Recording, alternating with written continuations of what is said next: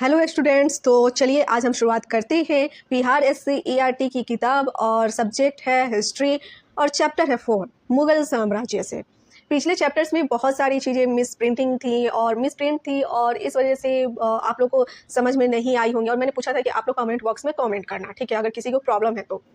और अब अगर आपको आता है तो भी आप उसमें आकर के कमेंट करो। बट मुझे लगता है कि मेरी वीडियो को अभी तक जितने भी लोग हैं मतलब कि पूरा नहीं देखते हैं, ठीक है। तो इस वजह से हो सकता है कि वो लोग वहाँ तक पहुँच ही नहीं पा रहे हैं जब मैं कोई अगर बात और बोलती हूँ या मैं बोलती हूँ कि आप कमेंट बॉक्स में जाके कमेंट करो, अगर आपको कुछ गलती नज़र आ रही है उस पर फोकस करो, ऐसी चीज़ें। तो चलिए कोई बात नहीं, तो चैप्टर 4 की शुरुआत करते हैं, ठीक है। चलिए, मुगल साम्राज्य की बात होने वाली है आज, ठीक है। तो बच्चे आपस में अकबर बिरबल से जुड़ी लतीफ़ों को एक दूसरे को सुनाकर मनोरंजन कर रहे थे। इन दोनों से जुड़ी मज़ेदार कहानियां आम प्रचलन में रही हैं, इसीलिए बच्चे इन दोनों नामों से परिचित थे। सहसा कुछ बच्चों के मन में इन दोनों के विषय में जिज्ञासा पैदा हुई, क्योंकि अभी तक ये दोनों चरित्र बच्चों के लिए कहानियों के काल्पनिक पात्र ही थे, ठीक है। चलिए आगे बढ़ते हैं। आपने पिछले चैप्टर में सल्तनत काल के राजा यानी कि सुल्तान और राजवंशों के बारे में पढ़ा। अगर आपने देखा है उस वीडियो को तो आप ज़रूर समझ रहे होंगे कि मैं किस चैप्टर की बात कर रही हूँ। इस काल का आखिरी और महत्वपूर्ण राजा फिरोज शाह तुगलक था, जिसके मरने के साथ ही सल्तनत में बिखराव और कमजोरी आने लगी। राजा का नियंत्रण अपने शासन क्षेत्र पर से ढीला पड़ने लगा। इसी क्रम में तुर्क आक्रमणकारी तैमूर ने 1398-99 के समय में भारत पर आक्रमण कर दिल्ली सल्तनत की रही सही प्रतिष्ठा भी समाप्त कर दी। इस आक्रमण के बाद अफगानों ने अवसर पाकर दिल्ली सल्तनत का शासन अपने हाथ में ले लिया। सल्तनत का आखिरी राजवंश इन्हीं अफगानों में से एक समूह लोदियों द्वारा स्थापित किया गया था। इसके समय में दिल्ली सल्तनत का नियंत्रण आगरा, दिल्ली और उसके आसपास के क्षेत्रों तक सीमित हो गया था। सल्तनत की इस कमजोरी का लाभ उठाकर भारत के अलग अलग क्षेत्रों में कई राज्य बन गए।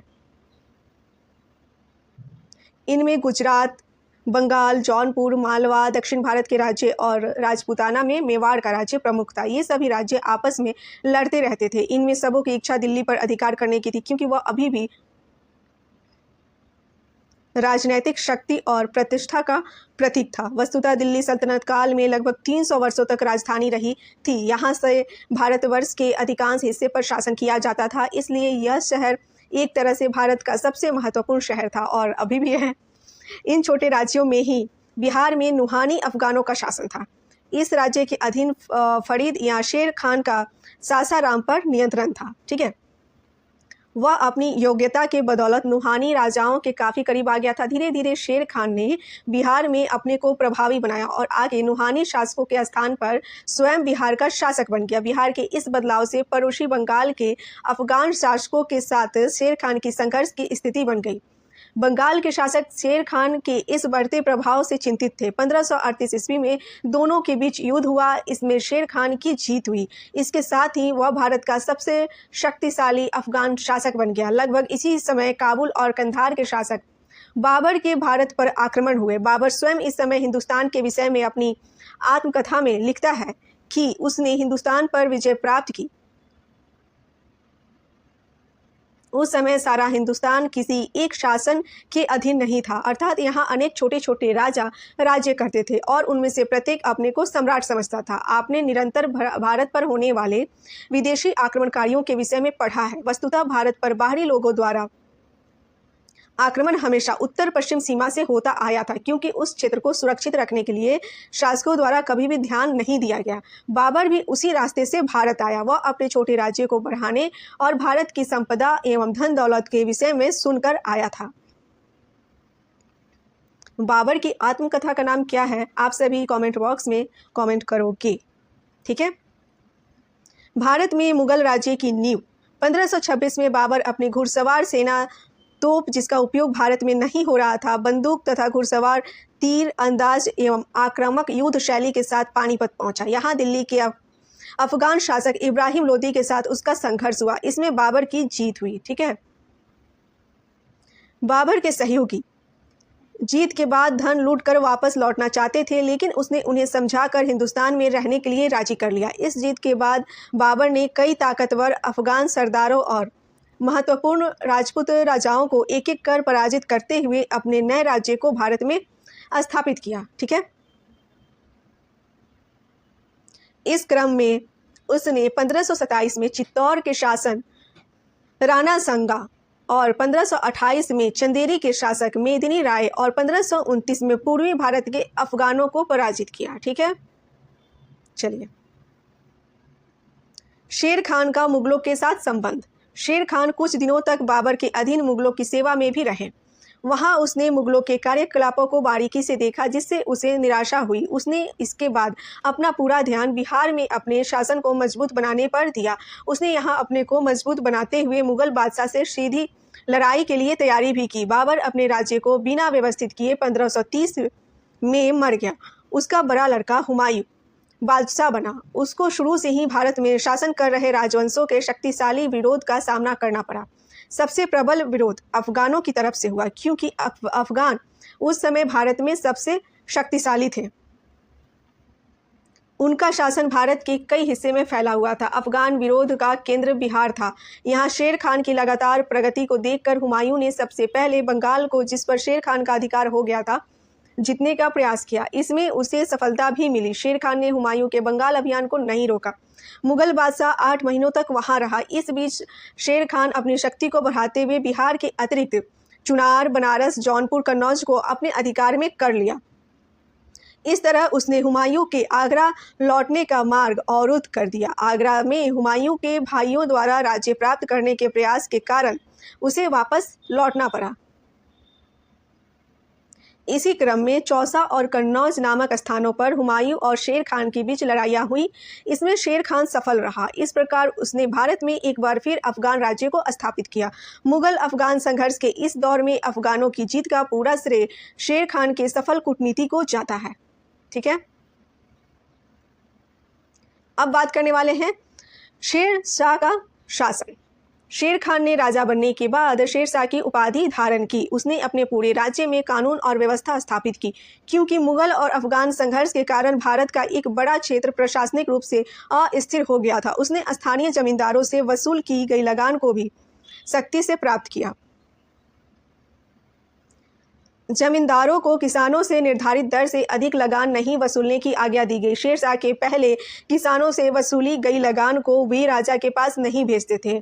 भू राजस्व निर्धारण के लिए एक तरीका अपनाया गया, जिसके तहत उपज की अलग अलग किस्मों पर राज्य को मिलने वाले लगान की दर अलग अलग तय की गई। राजस्व की दर उपज का 1/3 थी। बुआई का क्षेत्रफल, फसल की किस्म और किसान द्वारा देकर एक पट्टे पर लिख लिया जाता था। सूखा या अकाल के समय लगान माफ था।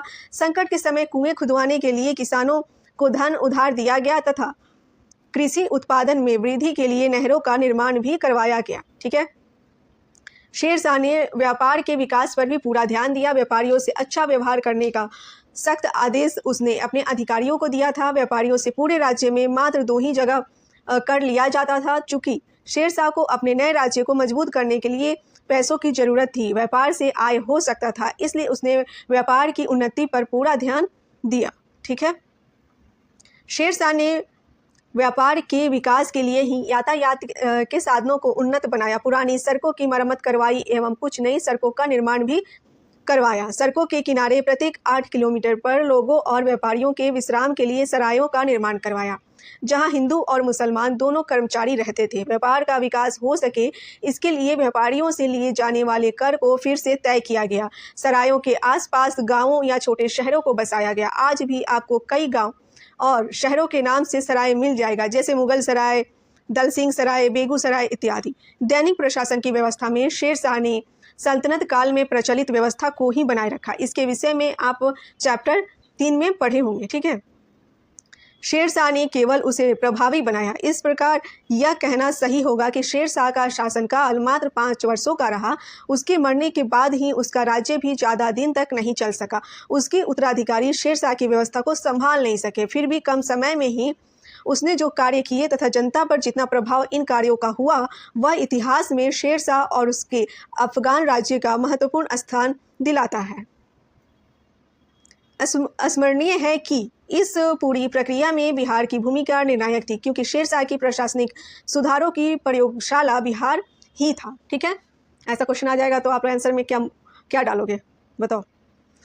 बादशाह अकबर और मुगल राज्य का मजबूत होना। शेरशाह के उत्तराधिकारियों के कमजोर होने के कारण हुमायूं दिल्ली पर 1555 ईस्वी में अधिकार करने में एक बार फिर सफल रहा, परंतु वह ज़्यादा दिनों तक जीवित नहीं रह सका। उसका बेटा यानी कि अकबर 13 साल की उम्र में बादशाह बना 1556 ईस्वी के आसपास। उस समय हिंदुस्तान में मुगल वंश का राज्य ठीक से जम नहीं पाया था। चारों तरफ से दूसरे राजा मुगलों को खदेड़ने पर तुले थे। अकबर की छोटी उम्र को देखते हुए मुगलों के प्रमुख अधिकारी बैरम खान ने शासन का काम चलाया और अकबर को राजकाज की शिक्षा दी। उसने पहले अपने राज्य को बढ़ाने एवं फिर उसे मजबूत करने का काम शुरू किया। अकबर ने मुगल राज्य को बढ़ाने के लिए कई राज्यों को सैनिक अभियान द्वारा अधिकार में किया।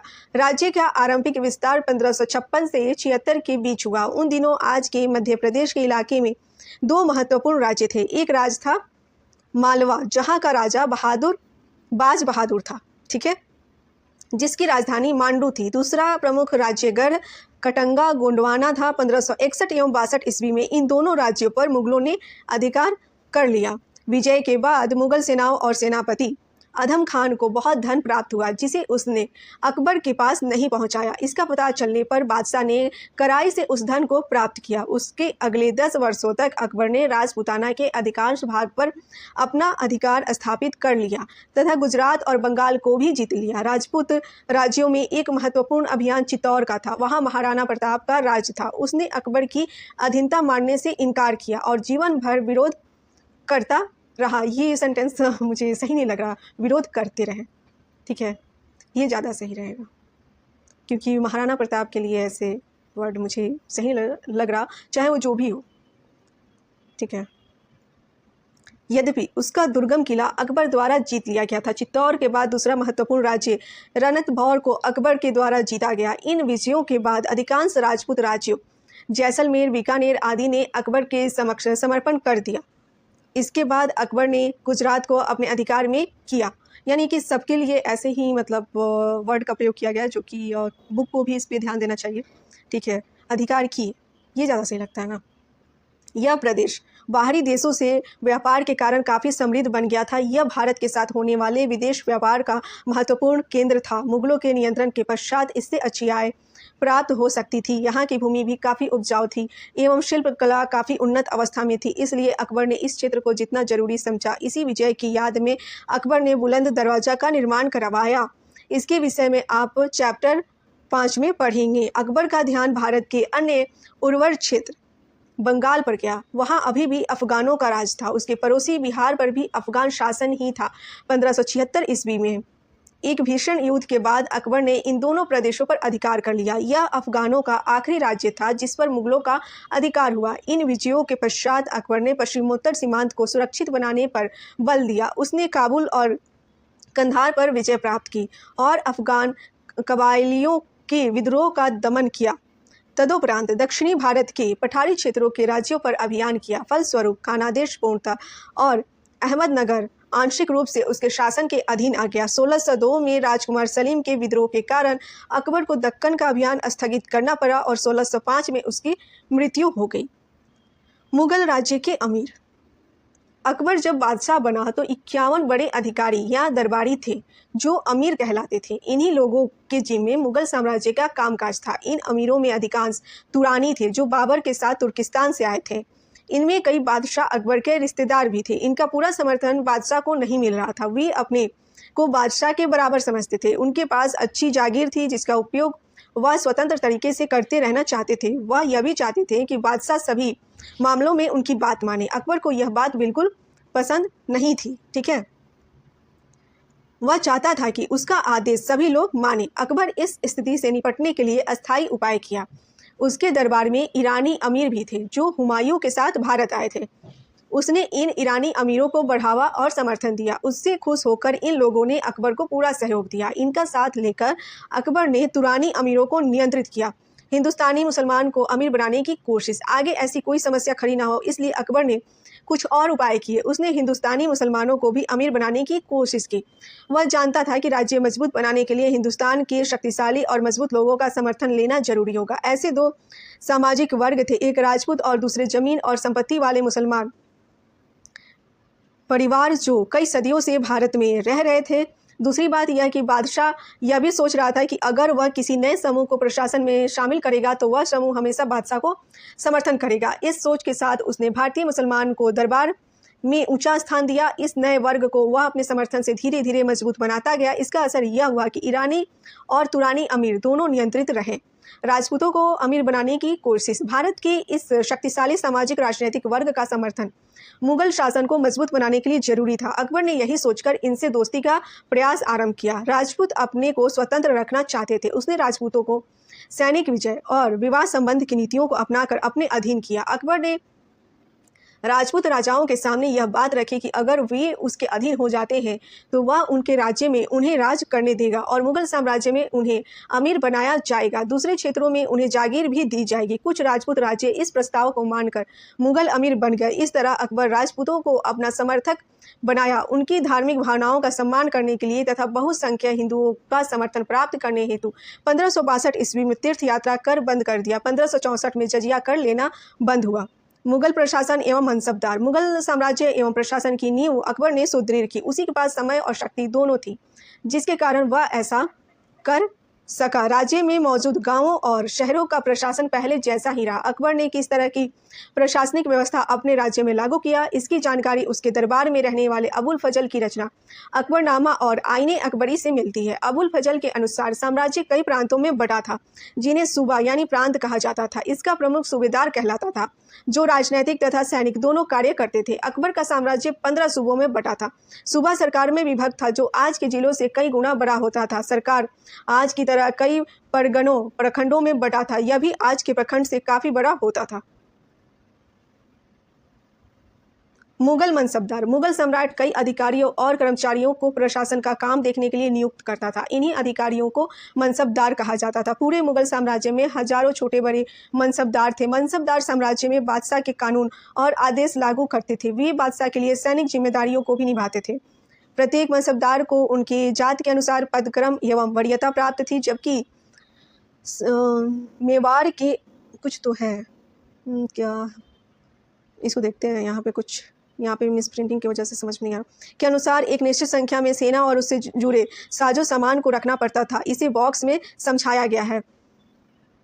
चलिए इसको समझते हैं। मुगल मनसबदार जिनका 5000 जात का मनसब होता था, उसे 30,000 प्रति माह वेतन मिलता था। उन्हें 340 घोड़े, 100 हाथी, 800 ऊँट, 100 खच्चर तथा 160 गाड़ियाँ रखनी होती थी। इसके अलावा घुड़सवार एवं पैदल सैनिक भी रखने पड़ते थे। यह उदाहरण मनसबदारों के सैनिक दायित्वों को बताता है। ठीक है, चलिए। राज्य में शांति बनाए रखने का काम भी मनसबदार करते थे। राज्य विस्तार करने के लिए बादशाह द्वारा लड़ी गई लड़ाई में ये लोग उसी सेना से सहयोग करते थे। मनसबदारों की कई श्रेणियां होती थी, अर्थात पद के आधार पर उनमें से भी कुछ बड़े, कुछ मध्यम दर्जे का, तो कुछ छोटे छोटे होते थे। जैसे आज के अधिकारियों में भी इस तरह का विभाजन होता है। बड़े मनसबदारों को, जिनकी संख्या बहुत कम थी, को अमीर कहा जाता था। अमीरों को जितना वेतन मिलता था उतना दुनिया के किसी अन्य राज्य के अधिकारियों को नहीं मिलता था। 8,000 रुपया महीना से 45,000 रुपये महीने तक वेतन प्राप्त करने वाला अमीर होता था। निम्न स्तर के मनसबदारों के नगद वेतन मिलते थे, मगर उच्च स्तर के मनसबदारों को जागीरें प्रदान की जाती थी। यह जागीरदार भी कहलाते थे। जागीर के अंतर्गत इन्हें निर्धारित लगान वाली भूमि आवंटित की जाती थी, जिसकी लगान या प्राप्त कर अपना खर्च पूरा करते थे। ठीक है। अकबरनामा और आईने अकबरी को जानते हैं। अकबर ने अपने मित्र और सलाहकार अबुल फजल को अपने शासनकाल का इतिहास लिखने का आदेश दिया। अबुल फजल ने 3 भागों में यह रचना लिखी, जिसका नाम अकबरनामा था।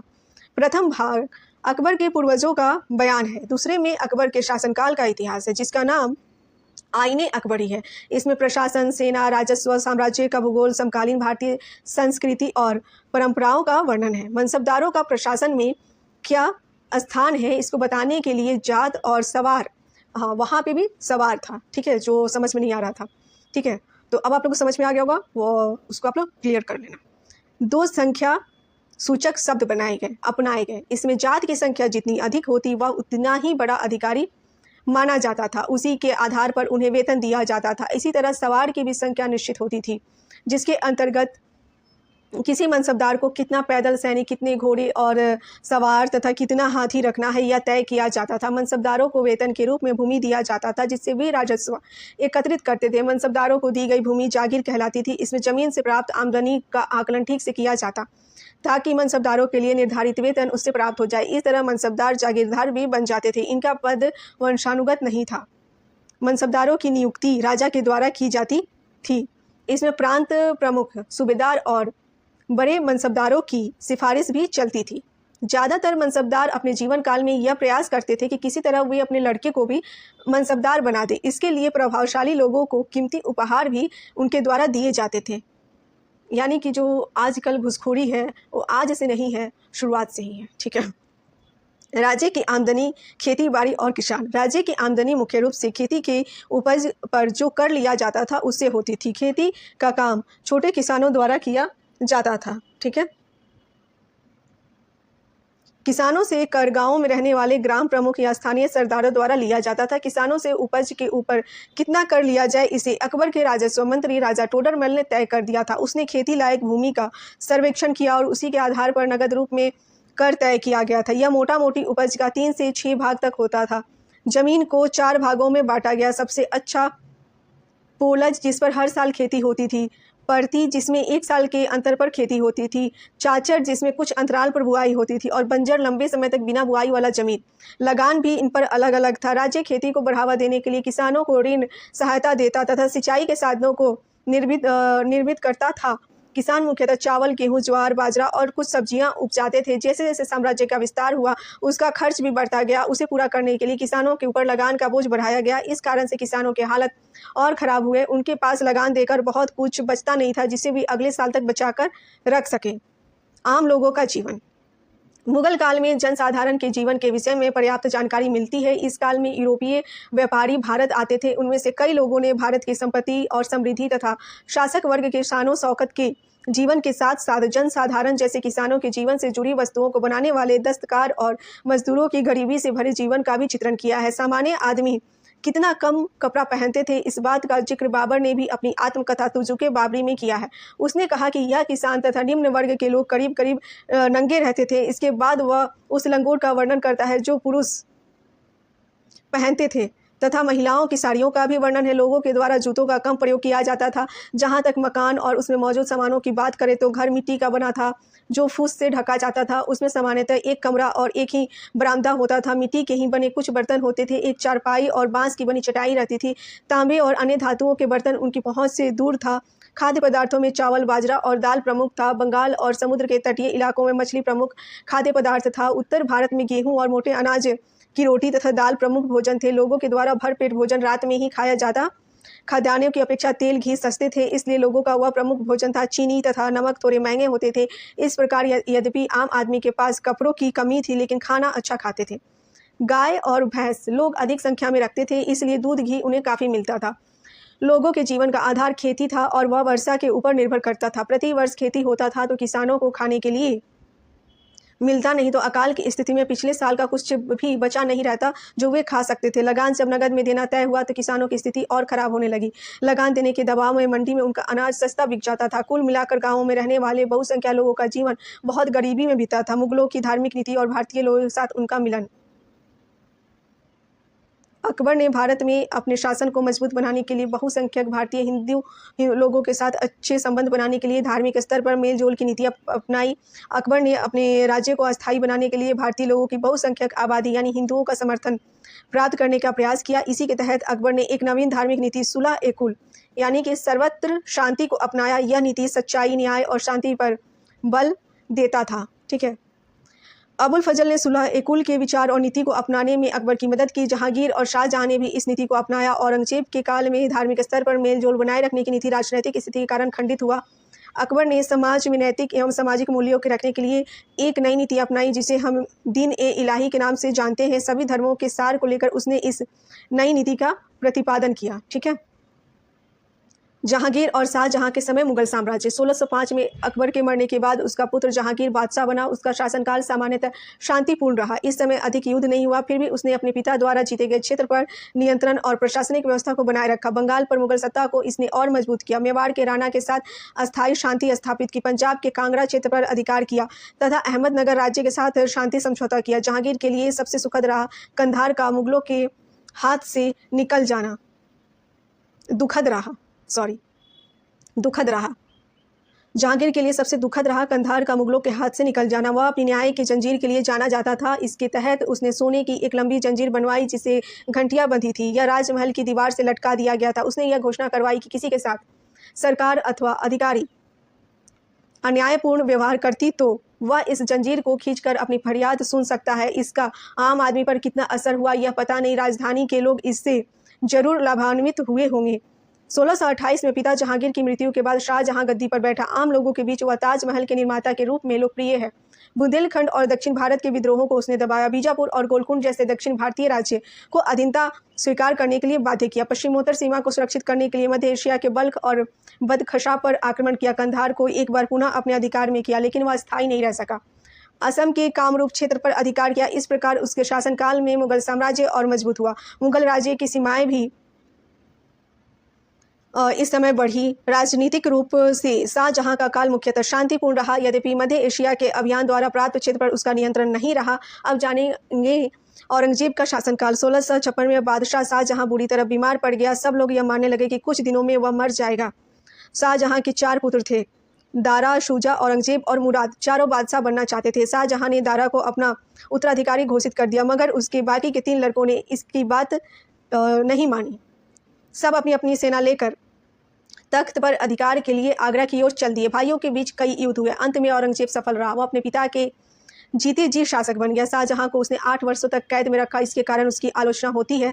औरंगजेब ने साम्राज्य को विस्तारित करने की कोशिश की। इसके तहत 1663 ईस्वी में अहोम राज्य, जो कि अब असम के नाम से जाना जाता है, को अपने अधीन किया, लेकिन यह अस्थायी रहा। दक्षिण भारत के 2 महत्वपूर्ण राज्य बीजापुर और गोलकुंडा को 1686 से 87 ईस्वी में मुगल राज्य में मिला लिया गया। इस प्रकार औरंगजेब के समय मुगल साम्राज्य अफगानिस्तान से लेकर तमिलनाडु तक फैल गया।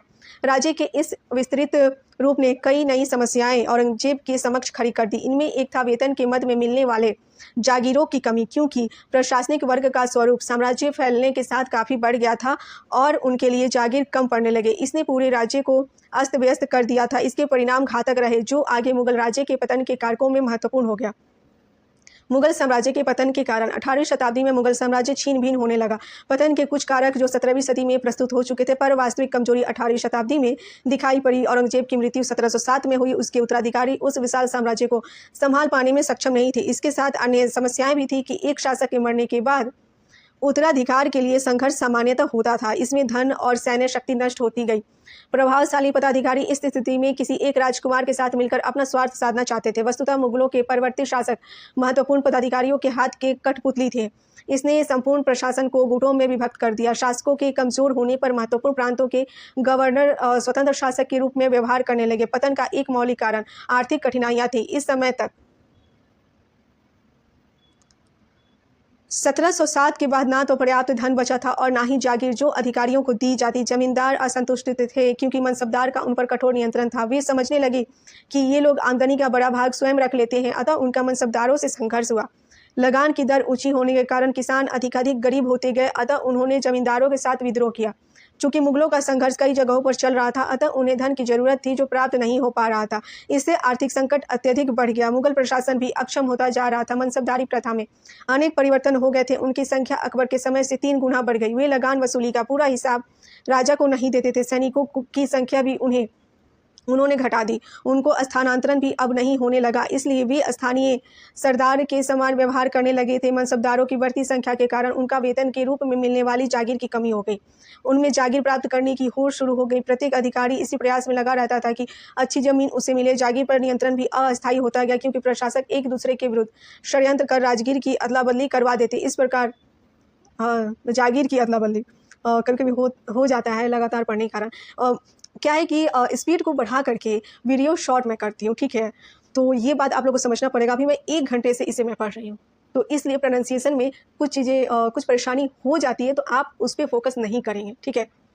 अगर आपको लाइफ में सक्सेस होना है तो सामने वाले की भी कमी को आपको एक्सेप्ट करना पड़ता है और खुद की कमियों को भी एक्सेप्ट करना होता है। और खुद दूसरों में कमियां ना ढूंढिए, अपने में कमियां ढूंढिएगा ना तो आगे बढ़िएगा। ठीक है, अगर मेरी बात बुरी लगे तो भी कमेंट बॉक्स में बताना। मुगलों का सैनिक क्षमता और शक्ति भी कमजोर हो गया था। अब उच्च अधिकारियों की संख्या का अनुपात बहुत बढ़ गया था। सेना की निपुणता पहले जैसी नहीं रही। किसी समय मुगलों का तोपखाना विश्व में प्रसिद्ध था, लेकिन अन्य सेनाओं की तुलना में अब यह तकनीकी रूप में पिछड़ गया था। बंदूकों और तोपों के उन नवीनतम नमूनों में मुगलों की अब कोई रुचि नहीं रह गई थी, जिनका प्रयोग संसार के अन्य देश कर रहे थे। सैनिकों को प्रशिक्षण देने के स्थान पर भी विदेशियों को अपनी तोपों को चलाने के लिए नियुक्त कर संतुष्ट हो जाते। इन्होंने नौसेना के विकास की और भी कोई ध्यान नहीं दिया। उनको यूरोपीय देशों के आक्रमण की कोई आशंका नहीं थी। यूरोप में नवीन विज्ञान का विकास हो रहा था। वहाँ के विचारशील व्यक्ति नया ज्ञान प्राप्त कर नवीन अनुसंधान कर रहे थे। मुगल कालीन भारत इन नवीन खोजों की ओर से पूर्णतः उदासीन रहा। अभिजात्य वर्ग के लोग और धनी व्यापारी विलासितापूर्ण जीवन व्यतीत करने में ही रुचि लेते थे। इस विलासितापूर्ण जीवन से 18वीं शताब्दी में देश का चारित्रिक और सामाजिक पतन हो गया। अभिजात कुल के लोग अपना समय आलस्य और शराब पीने में नष्ट कर देते थे। मुगल शासकों के समक्ष अपनी ही परेशानी एवं समस्या बहुत अधिक थी। तभी उन पर उत्तर पश्चिम से भी हमले किए जाने लगे। इन आक्रमणों में मुगलों की शक्ति समाप्त कर दी। पहला आक्रमण सन 1739 ईस्वी में ईरान के शासक नादिर शाह ने किया और राजधानी दिल्ली को तहस नहस कर दिया। मुगल उसके सामने झुक गए। उसने भारत से मनचाहा धन लूटा। समकालीन लेखकों ने लूट का विवरण देते हुए बताया कि नादिर शाह ने 60 लाख रुपए, हजारों सोने के सिक्के, 1 करोड़ रुपए के सोने के बर्तन, 50 करोड़ के हीरे जवाहरात, जिसमें शाहजहां द्वारा बनवाया गया तख्त ए ताउस यानी मयूर सिंहासन और कोहिनूर हीरा भी शामिल था, लूटा गया। मयूर सिंहासन बेशकीमती रत्नों से बना था। लूट का यह विवरण भारत की संपन्नता को भी दर्शाता है। नादिर शाह के बाद अफगान शासक अहमद शाह अब्दाली ने भी कई आक्रमण किए। उसने मुगलों के साथ साथ प्रमुख भारतीय शक्ति मराठों को भी कमजोर किया। इन आक्रमणों के बाद मुगल साम्राज्य दिल्ली के आसपास तक सीमित रह गया। मुगल साम्राज्य किसी तरह 1857 ईस्वी तक बना रहा, लेकिन इसकी शक्ति नए क्षेत्रीय राजाओं में विभक्त हो गई। इस तरह मुगल साम्राज्यों का पतन हो गया। राजधानी दिल्ली एक कमजोर नगर रह गया, परंतु उस संस्कृति और जीवन के उन तरीकों को जो मुगल साम्राज्य के वैभव और विलास के अंग थे का अंत नहीं हुआ। उसकी वैभवशाली परंपरा उसके अवशेष पर पैदा हुई शक्तियों के पास पहुंच गई, जो 18वीं शताब्दी में उदित हुई थी। इस सदी का इतिहास इन्हीं राज्यों या क्षेत्रीय शक्तियों का इतिहास है। इन राज्यों में मुगल वैभव की झलक अब भी देखी जा सकती थी। इन राज्यों के विषय में आप अगले चैप्टर में पढ़ेंगे। ठीक है, तो ये चैप्टर हो गया समाप्त और मैं मिलती हूँ आपसे अगले वीडियो में अगले चैप्टर के साथ। जाते जाते चैनल को लाइक शेयर सब्सक्राइब करते जाना।